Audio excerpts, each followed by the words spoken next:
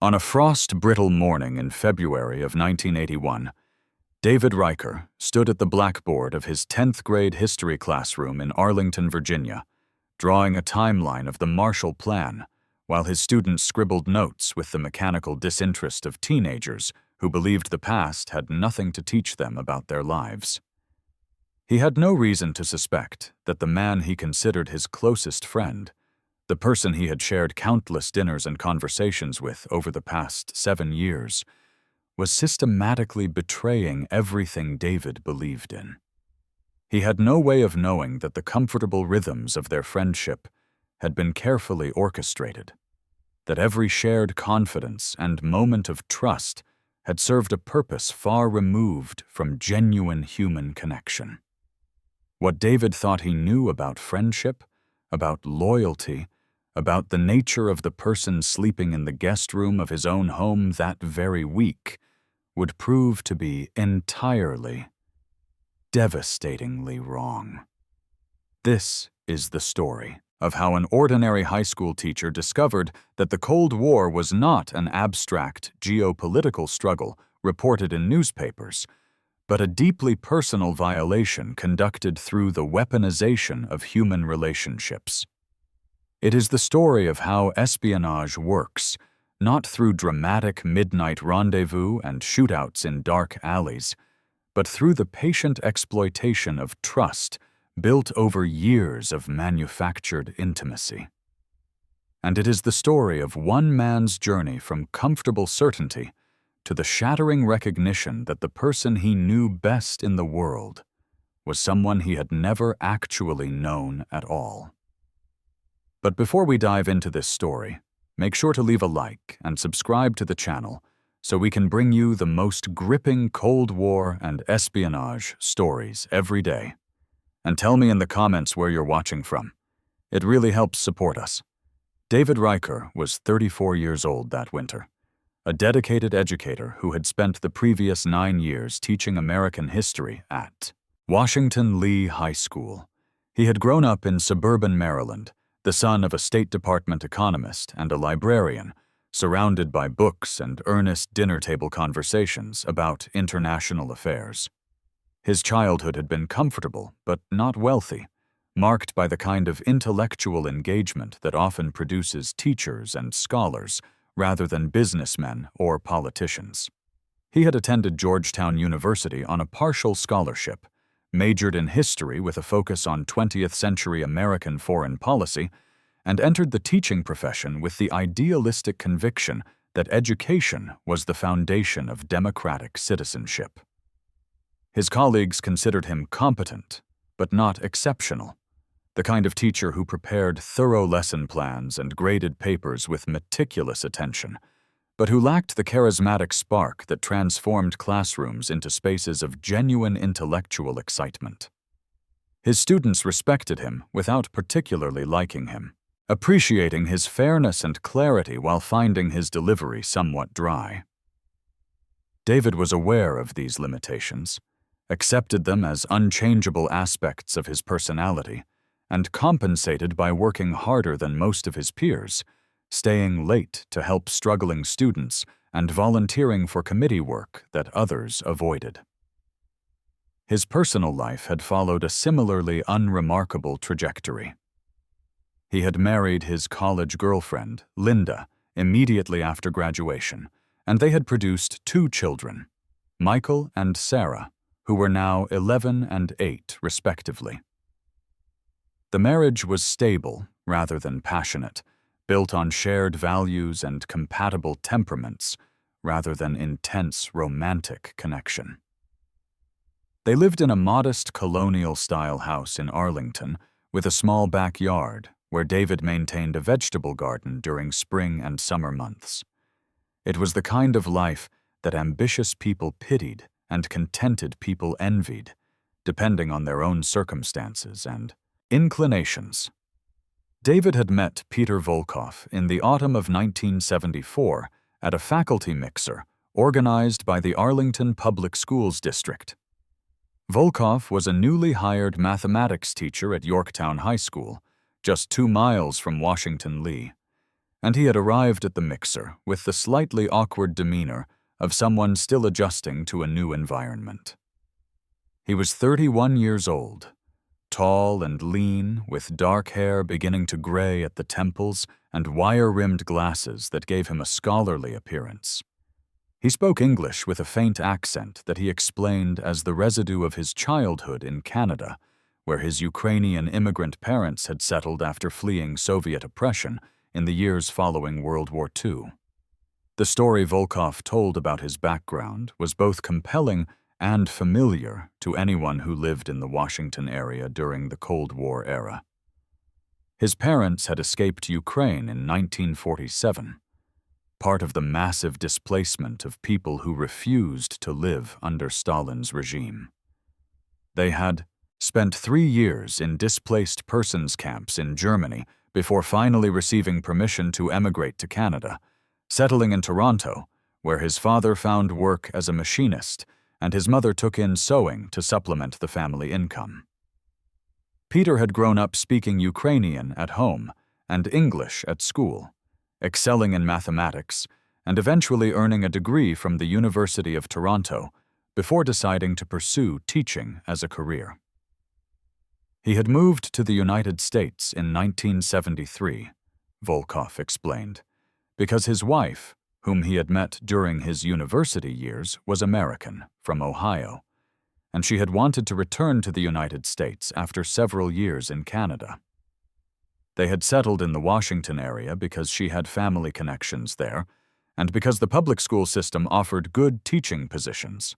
The marriage had ended in divorce less than a year later, a painful separation that Volkov described with evident sadness during his early conversations with David. He was starting over, he said, trying to build a new life in a new place, and he appreciated any friendship that David might be willing to offer.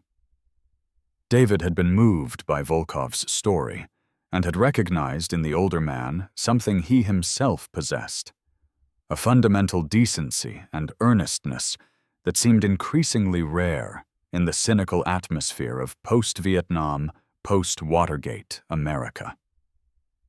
They began meeting for lunch occasionally, comparing notes about teaching strategies and complaining about the bureaucratic absurdities of public education. These initial encounters evolved into regular dinners at modest restaurants around Arlington, conversations that ranged across history, politics, philosophy, and personal experiences. David found Volkov to be exceptionally well-read, capable of discussing Tolstoy and Dostoevsky with the ease of someone who had grown up with Russian literature, while also demonstrating detailed knowledge of American history that sometimes exceeded David's own expertise. Over the following months, the friendship deepened in ways that felt organic and natural. Volkov became a regular presence at David's home, joining family dinners and bringing small gifts for the children, books in Russian with English translations that he would read aloud in both languages, delighting Michael and Sarah with the exotic sounds of his parents' native tongue. Linda liked Volkov, appreciated his old-world courtesy, and the obvious effort he made to be a good guest who never overstayed his welcome or created additional work for his hosts. The children adored him, drawn to his willingness to play elaborate games and tell stories about life in Canada that seemed foreign and fascinating to American kids who had never traveled beyond the East Coast. What made the friendship particularly meaningful for David was the intellectual companionship it provided. Linda was intelligent and well-educated, but her interests ran toward literature and art, rather than history and politics. Most of David's colleagues at school were competent professionals, but few shared his deep engagement with the ideological struggles that defined the 20th century. Volkov, by contrast, seemed genuinely passionate about the same questions that preoccupied David.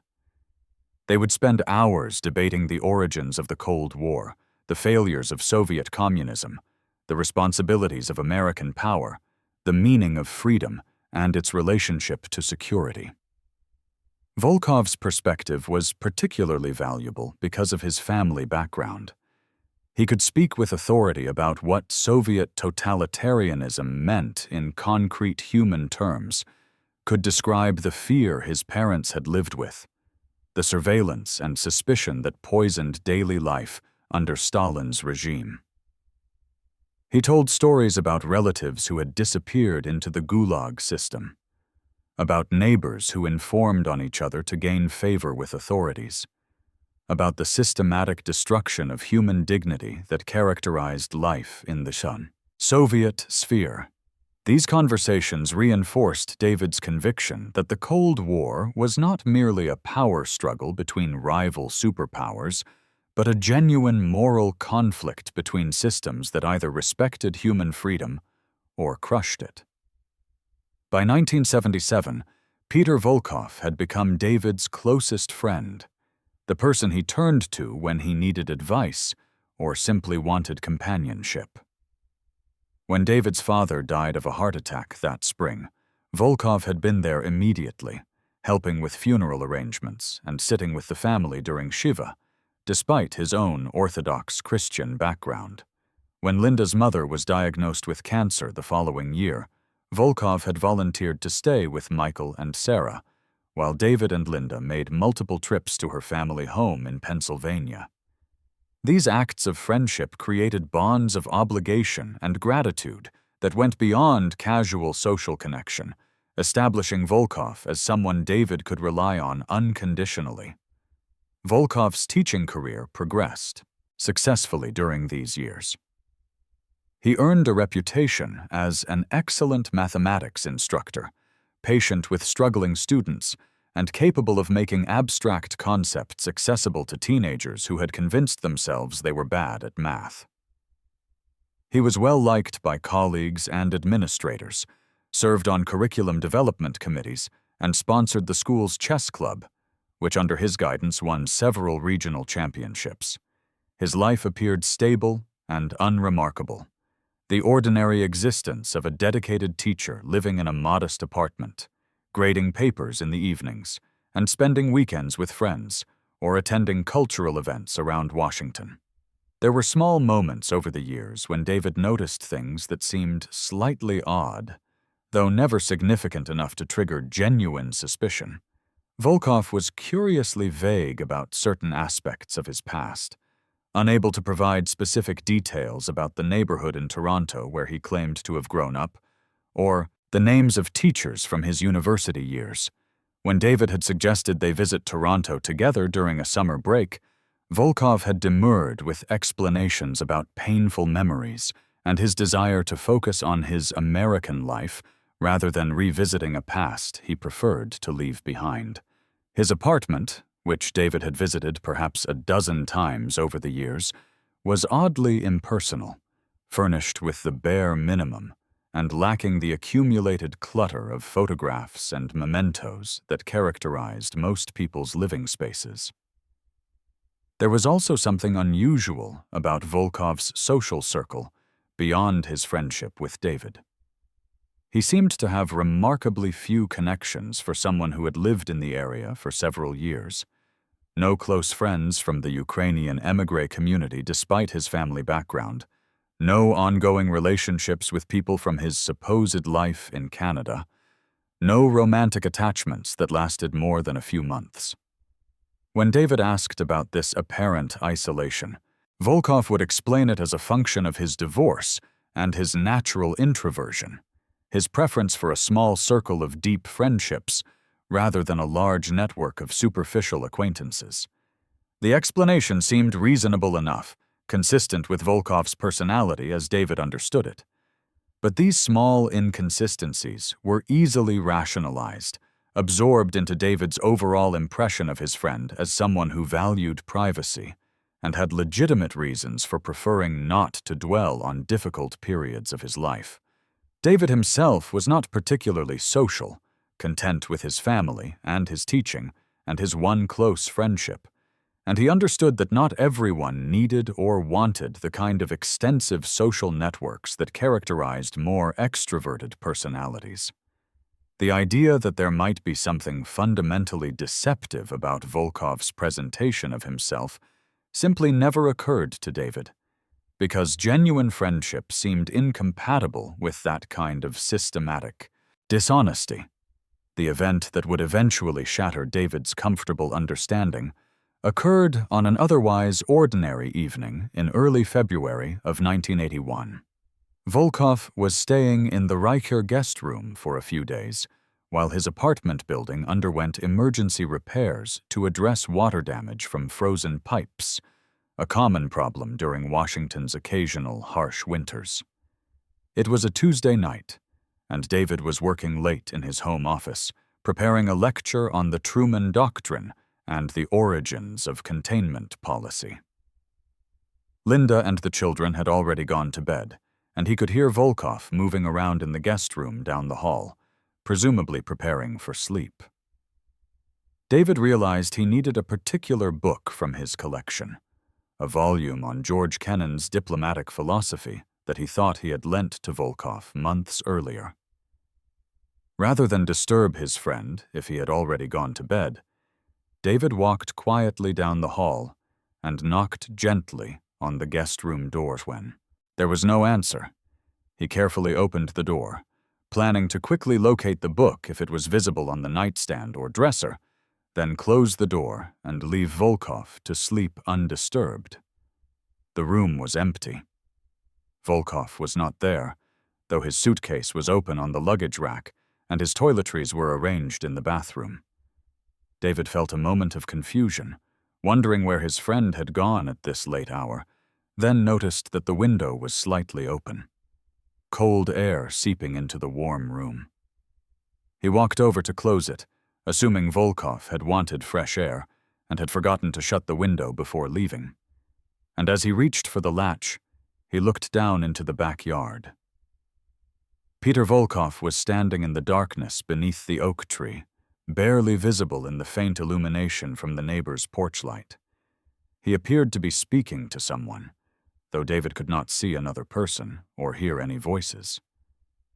Volkov's posture was tense, focused, utterly different from his usual relaxed demeanor. As David watched, trying to make sense of what he was seeing, Volkov reached into his jacket and pulled out what looked like a small package or envelope, which he placed carefully at the base of the tree, covering it with leaves and mulch.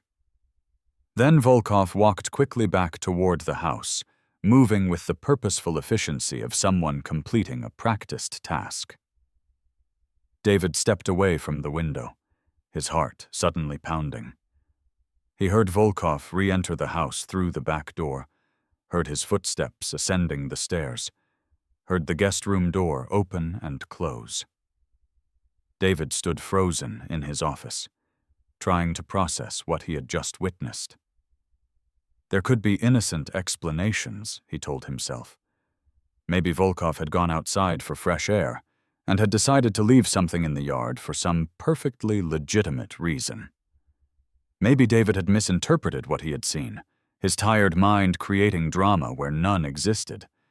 But David could not shake the image of Volkov's tense posture, the careful way he had concealed whatever he had left beneath the tree, the entire scene's atmosphere of secrecy and deliberate concealment. Against his better judgment, driven by an instinct he did not fully understand, David pulled on his coat and went downstairs as quietly as possible. He slipped out the back door into the cold February night and walked to the oak tree. In the darkness, working by touch more than sight, David searched through the leaves and mulch at the tree's base until his fingers encountered something smooth and hard. He pulled it out and carried it back into the house, into the kitchen where he could examine it under proper light. It was a small metal container, approximately the size of a cigarette case, sealed with what appeared to be waterproof tape. David's hands trembled as he worked the tape free and opened the container. Inside were several dozen photographs, each one showing a document page. David recognized them immediately because he had seen similar materials countless times in his role as a history teacher. These were classified government documents, marked with stamps indicating security levels, containing information about American defense programs and intelligence assessments. The documents dealt with strategic weapons systems, analysis of Soviet military capabilities, and summaries of intelligence gathered from sources within the Eastern Bloc. David felt the room tilt sickeningly around him. He sat down heavily at the kitchen table, staring at the photographs spread before him, his mind racing through implications he did not want to accept. These documents represented serious breaches of national security. The fact that Volkov possessed them, the fact that he had been hiding them in David's own backyard, meant that Peter Volkov was not who he claimed to be. It meant that their friendship of 7 years had been built on systematic deception. It meant that David had been harboring a spy in his home, had introduced that spy to his family, had shared confidences and trust with someone who was betraying the country David had spent his entire adult life teaching students to understand and appreciate. David carefully rephotographed the documents back into the container, resealed it as best he could, and sat in his kitchen for the next 3 hours, watching the darkness gradually give way to dawn, trying to decide what to do. He could confront Volkov directly, demand an explanation, hope that there was some innocent interpretation he had not considered. But he knew, with the certainty that comes from recognizing a truth one has unconsciously suspected for years, that there would be no innocent explanation. The small inconsistencies he had rationalized away, the vague answers about Volkov's past, the careful compartmentalization of his life, all of it now assembled into a pattern that pointed toward one conclusion. David could also do nothing, could return the container to its hiding place and pretend he had never seen it, preserving his friendship and his comfortable ignorance. But that option died almost as soon as he considered it.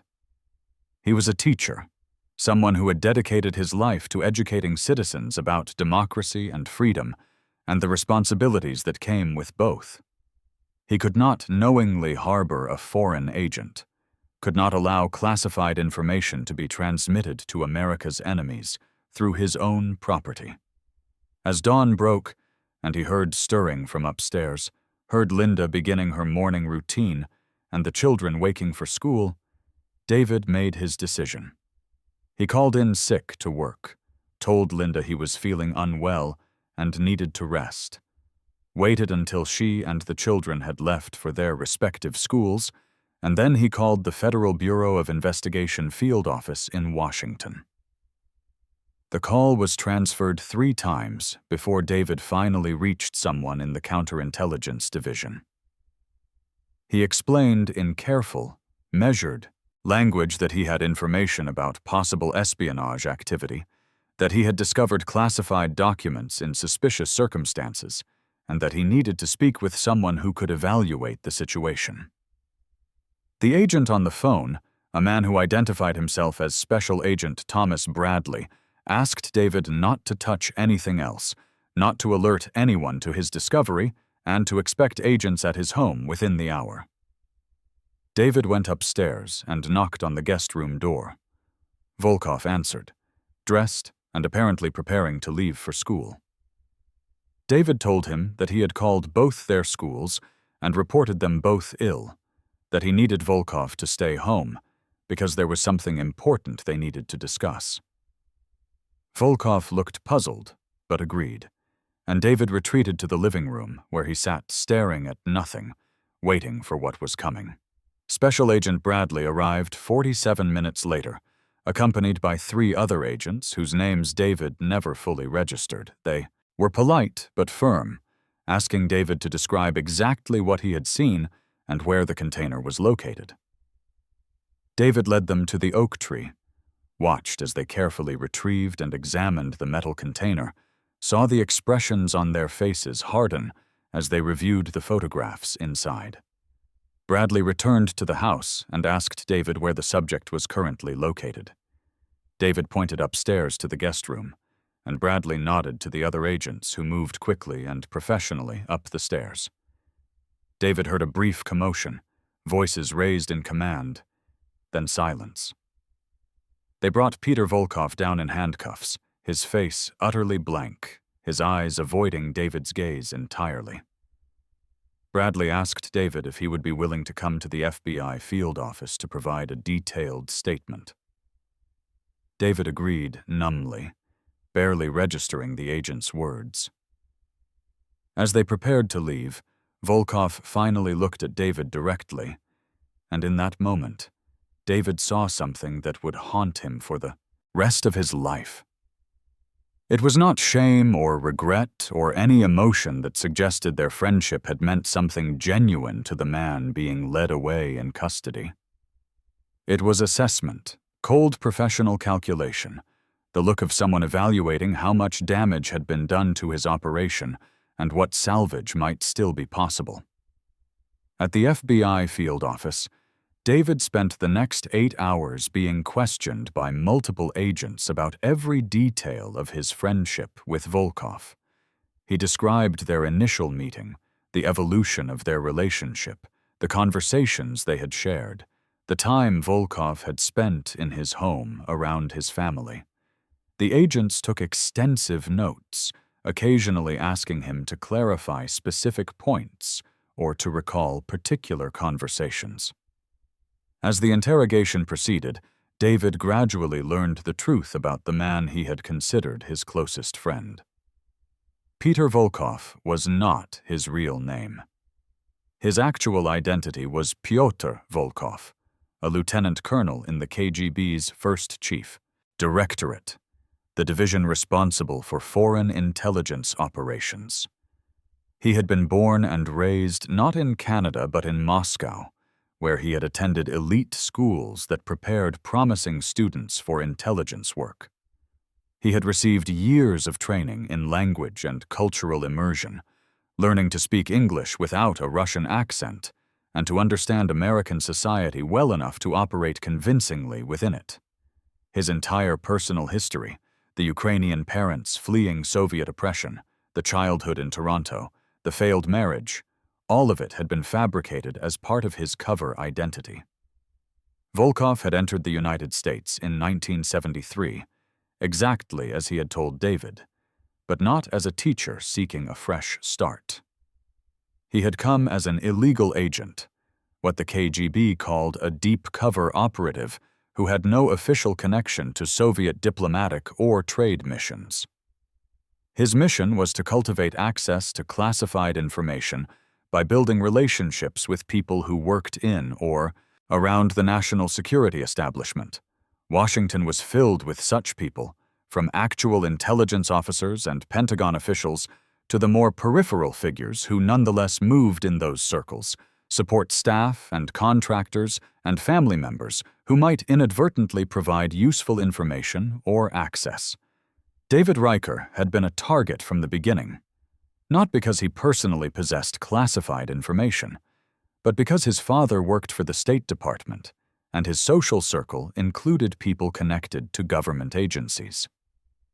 Volkov had sought him out deliberately at that faculty mixer in 1974, had manufactured their friendship through careful exploitation of David's personality and needs.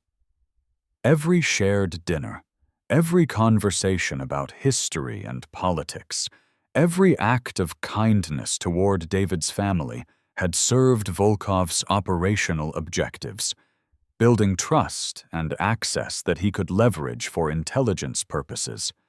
The photographs David had discovered in the metal container had not come from David himself, but from a separate source that Volkov was handling.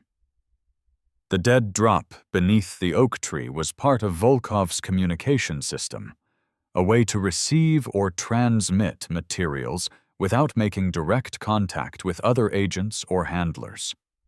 He had been using David's home as an operational site, exploiting their friendship to conduct espionage activities under the cover of innocent social visits.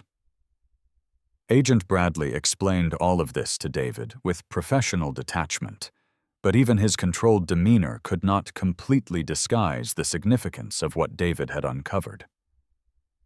Volkov had been operating successfully for nearly 8 years, gathering intelligence and handling sources while maintaining his cover as a high school mathematics teacher. His arrest would severely damage Soviet intelligence operations in the Washington area, but it would also expose the scope of KGB infiltration of American society, revealing how deeply foreign intelligence services had penetrated communities that Americans believed to be safe and secure. David returned home late that evening to find Linda frantic with worry. The FBI had already been to the house, had searched the guest room and taken away Volkov's possessions, and Linda demanded to know what was happening. David told her everything, watched her face transform from confusion to horror as she realized that the man who had sat at their dinner table, who had played with their children, who had been present for family celebrations and difficult times alike, had been a Soviet intelligence officer systematically exploiting their trust. The following days were a blur of FBI interviews, security debriefings, and attempts to explain to Michael and Sarah why Uncle Peter would not be visiting anymore without traumatizing them with the full truth. The story broke in the national media within a week, though David's name was kept confidential in most reports. The headlines focused on the dramatic narrative of a KGB officer posing as a teacher, arrested after nearly a decade of successful intelligence operations. The reports detailed how Volkov had been part of a larger network of illegal agents, how his arrest had led to the identification of other operatives and the disruption of multiple intelligence-gathering operations. David read these accounts with a strange sense of disconnection, as though they were describing events that had happened to someone else. He could not reconcile the Peter Volkov of the news reports, the cold, professional intelligence officer serving Soviet interests, with the friend who had helped his father's funeral arrangements and played chess with his son. His mind kept searching for evidence that some part of their friendship had been real, that not everything had been performance and manipulation. But the more he learned about intelligence tradecraft and the psychology of deep cover operations, the more he understood that genuine human connection was incompatible with Volkov's mission. Every moment of their friendship had been calculated.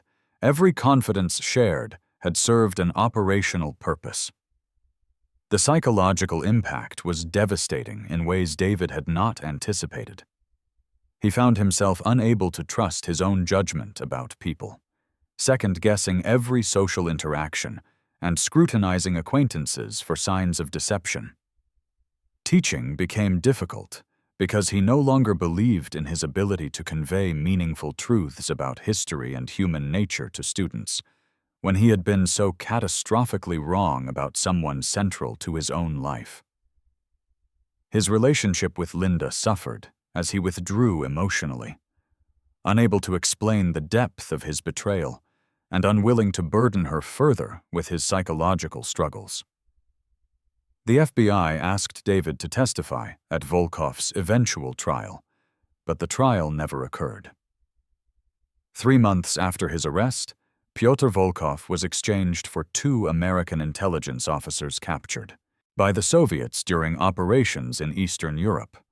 David watched news coverage of the exchange taking place on the Glienicke Bridge in Berlin, the same location where Gary Powers had been traded decades earlier, and felt a mixture of relief and emptiness.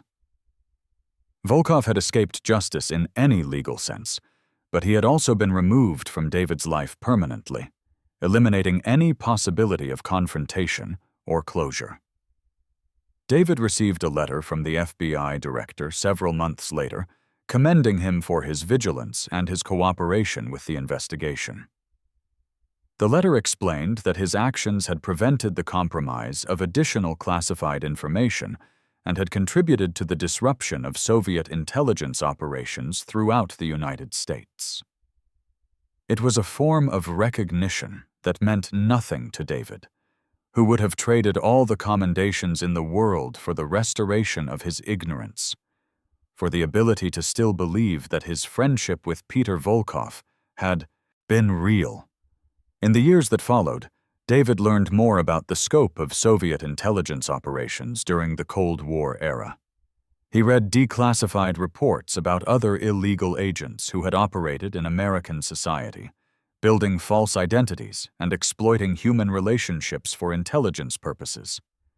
He learned that there were potentially hundreds of such agents scattered across the United States, ordinary-seeming people living ordinary-seeming lives while serving foreign intelligence agencies. The knowledge made the world feel fundamentally unsafe, transformed every human interaction into a potential security vulnerability. David remained a teacher, but something essential had changed in how he approached his work. He became more focused on teaching students not just historical facts, but critical thinking skills, the ability to question assumptions, and recognize when information or people might not be what they appeared. He used his own experience, without revealing, identifying details, as a case study in how sophisticated deception operates, how the most effective lies are built on foundations of partial truth and exploited human needs for connection and belonging. Linda stood by him through his darkest periods of depression and paranoia, though their marriage never fully recovered the easy intimacy it had possessed before Volkov's arrest. Michael and Sarah grew up with a wariness about strangers that their peers lacked, shaped by the knowledge that their family had been targeted by foreign intelligence and that the friendly adult they had known as Uncle Peter had been something else entirely. The full story of David's discovery and Volkov's arrest remained classified for decades. It was not until the late 1990s, after the Cold War had ended and the Soviet Union had collapsed, that some details were finally released in declassified intelligence documents. By then, David had retired from teaching and was living quietly with Linda in a small house in rural Maryland, far from the Washington suburbs where their ordeal had occurred. He occasionally gave interviews to historians studying Cold War espionage, carefully describing what he had learned about how illegal agents operated and how ordinary citizens could contribute to national security through vigilance and courage. But these interviews never captured what David considered the most important truth of his experience. The real damage Volkov had inflicted was not the classified information he had gathered or the intelligence operations he had conducted. It was the violation of human trust, the weaponization of friendship for ideological purposes, the demonstration that intimacy and authenticity could be perfectly simulated by someone with the right training and motivation. David had learned that in the Cold War's shadow conflict, the battlefield was not distant borders or diplomatic summits, but the space between human hearts, and the casualties were measured not in lives lost, but in the capacity for trust destroyed. Peter Volkov, or whatever his name had been in Moscow before he became an illegal agent, had returned to the Soviet Union a hero of Soviet intelligence, decorated for his years of successful operations in the United States. David learned this from CIA reports that were eventually shared with him decades after the fact. Volkov had trained new generations of illegal agents, teaching them the techniques he had perfected during his time in America, passing on the lessons he had learned about exploiting human psychology for intelligence purposes. He had lived comfortably in Moscow until his death in 2003, celebrated by colleagues and protected by the state he had served so effectively.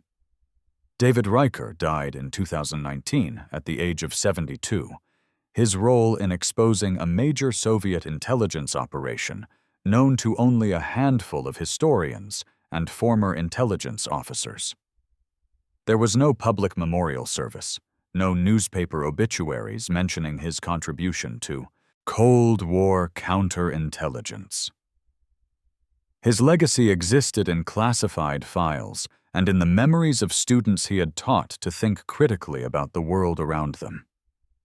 But it existed most powerfully in the lesson his life had taught about the cost of espionage, not in political abstractions or geopolitical calculations, but in the intimate destruction of human relationships, the corruption of friendship into a tool of statecraft.